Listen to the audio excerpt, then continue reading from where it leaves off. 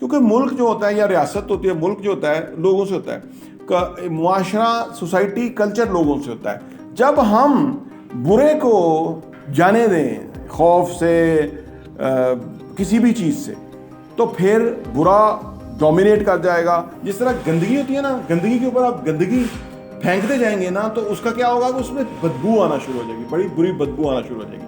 پیسے سے بھی اس طرح کسی بھی جگہ آپ انویسٹ کریں گے تو جب سال کے اندر آپ اس پہ ROI جس کو کہتے ہیں ریٹرن آن انویسٹمنٹ کیلکولیٹ کر سکتے ہیں کہ میں نے کتنا پیسہ لگایا تو مجھے کتنا بچا ہے، تو اس سے آپ میجر کر سکتے ہیں کہ کہاں پیسہ زیادہ بچتا ہے کماتا ہے اور کہاں پیسہ کم کماتا ہے وغیرہ وغیرہ. لیکن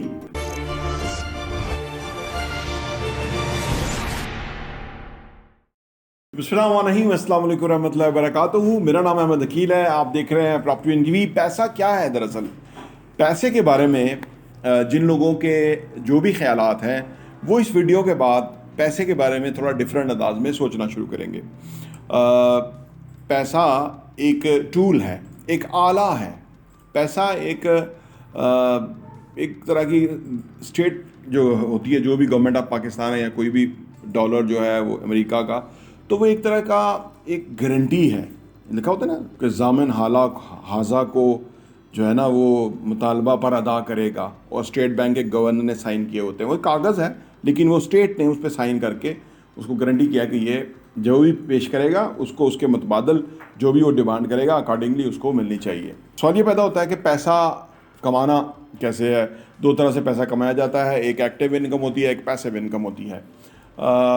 جب آپ ایکٹیو انکم کماتے ہیں تو آپ کے گزر اوقات نظام چلتا ہے، اخراجات چلتے ہیں. اگر آپ زیادہ ایکٹیو انکم کماتے ہیں یا اس میں سے کچھ آپ بچا لیتے ہیں، اس کے بعد آپ ایسیٹس خریدنے شروع کرتے ہیں، تو وہ اثاثے دراصل کل کو وہ آپ کے لیے کمانا شروع کرتے ہیں. جبکہ وہ آفس ہے، بزنس ہے، شاپ ہے، کمرشل ہے یا گھر ہے، اپارٹمنٹ ہے، تو وہ رینٹل انکم آنا شروع ہوتی ہے. تو وہ آپ کا پیسے کو ایک اس کی پیسیو انکم آتی رہتی ہے. آپ نہیں کام کر رہے ہیں، آپ کا پیسہ کام کر رہا ہے اور وہ اتنا کما رہا ہے. پھر پیسے پہ ریٹرن آن انویسٹمنٹ آتا ہے.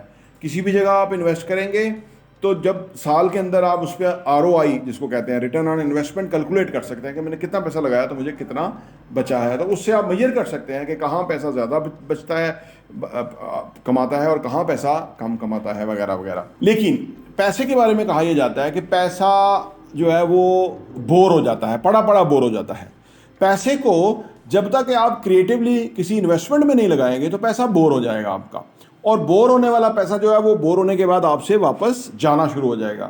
اس لیے آپ نے دیکھا ہوگا کہ بہت زیادے لوگ کافی پیسہ کما لیتے ہیں لیکن اس کے بعد وہ نہیں کماتے یا کچھ اس کو لگاتے نہیں ٹائملی، تو وہ پھر سارا جو ہے نا وہ لیکویڈیٹ ختم ہو جاتا ہے، وہ زیرو ہو جاتے ہیں یا وہ بلکہ وہ ادھار پہ چلے جاتے ہیں.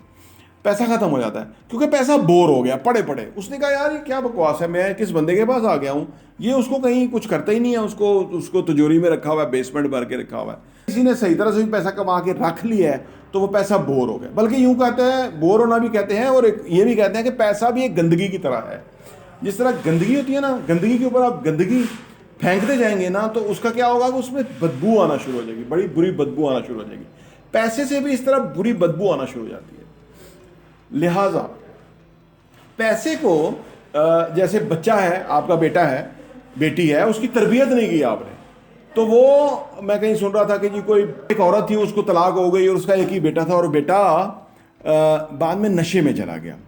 تو وہ پھر جو عورت کماتی تھی وہ اس کے نشے میں لگاتی تھی. تو اسی طرح اولاد بھی، اگر اولاد کو، میرے والد صاحب یہ فرماتے تھے کہ اولاد کو کی تربیت نہیں کی نا، ان کو بندہ نہیں بنایا، ان کو صحیح طرح ان کو اٹھنے بیٹھنے کی تمیز نہیں سکھائی، اچھے برے کی تمیز نہیں سکھائی، ان کو مینرز نہیں سکھائے، ویلیوز نہیں سکھائی، ان کو کیلکولیشن اور سمجھداری نہیں دی نا، تو وہ ساری سے وہ لائبلٹی بن جائے گا.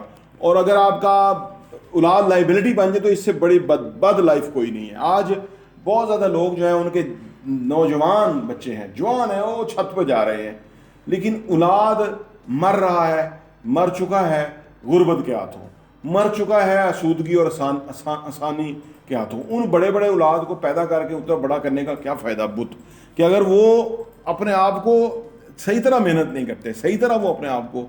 تو یہ اولاد کے بارے میں بھی اسی طرح ہے، پیسے کے بارے میں بھی اسی طرح. اگر آپ نے پیسہ کمایا اور رکھ دیا، اس پیسے کو کہیں صحیح ڈائریکشن میں نہیں لگایا تو پیسے کو کمائے گا نہیں، آپ امیر نہیں ہوں گے. تو پیسہ یہ بھی ہے.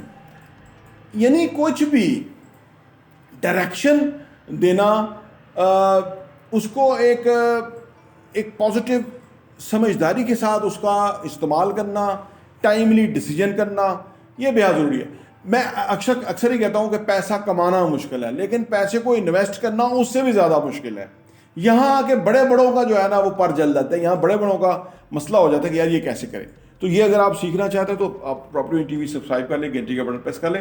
ہم ان موضوعات کو بہت زیادہ اہمیت دیتے ہیں، امپورٹنٹ سمجھتے ہیں. لوگ سمجھتے ہیں نا کہ جی پیسے کی کوئی اہمیت نہیں ہے.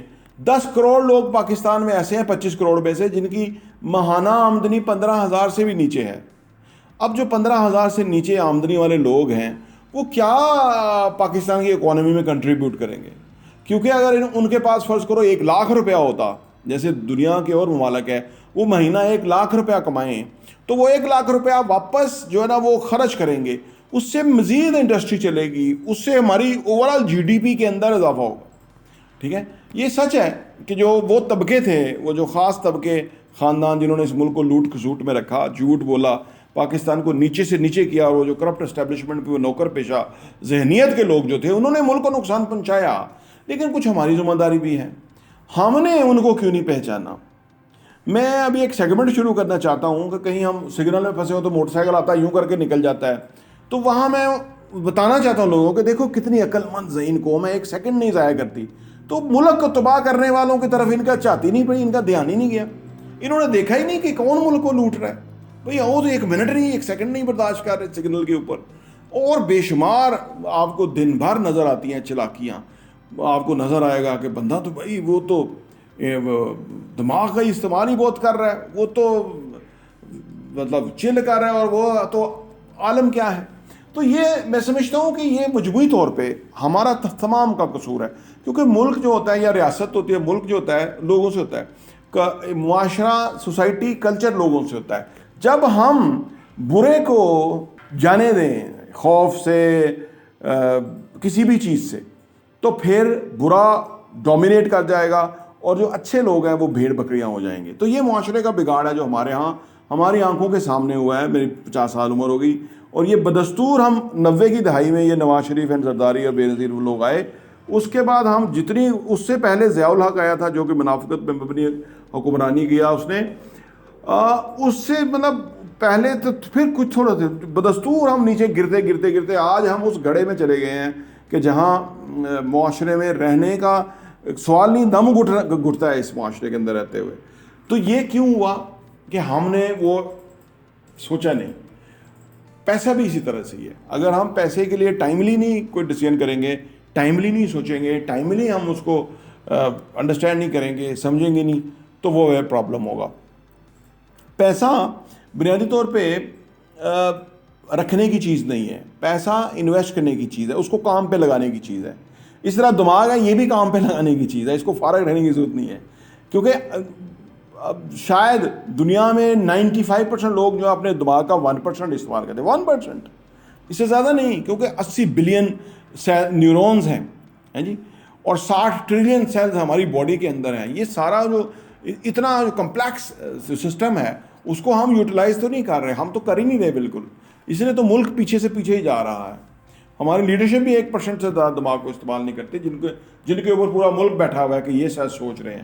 وہ تو کچھ نہیں سوچ رہے، وہ سوچ ہی نہیں سکتے، ان کا وہ لیول ہی نہیں ہے. ٹھیک ہے نا، وہ جو بابر اعظم کہتا ہے کہ لیول ہی نہیں ہے. تو یہ لیول کا فرق ہے. تو پیسے کو کیسے استعمال کرنا، یہ ہمیں جتنی جلدی سیکھ لیں ہمارے لیے بہتر ہے. پراپرٹی ٹی وی دیکھنے کا بہت بہت شکریہ.